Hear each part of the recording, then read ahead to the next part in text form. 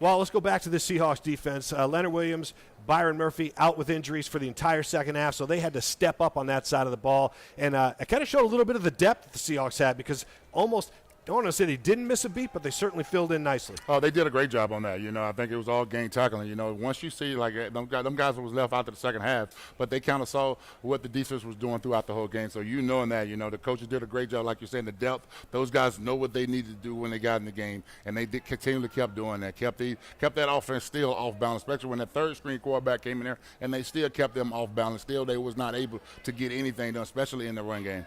Okay, and you look at the Dolphins' running game was held at just 66 yards. Again, I want to emphasize the fact they only had 205 total yards in this game, which is a tremendous job by the Seahawks defense.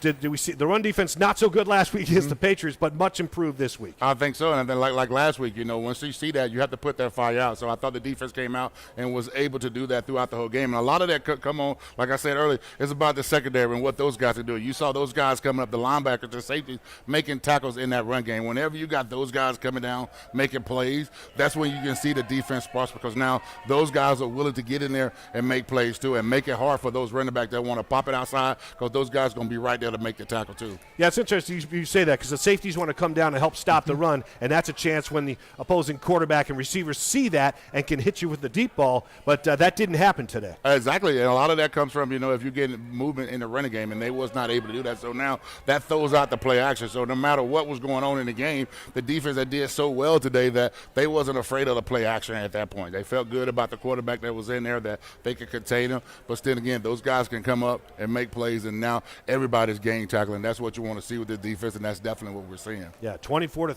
the Seahawks get to 3-0 on the season. Now it's time for the MVP.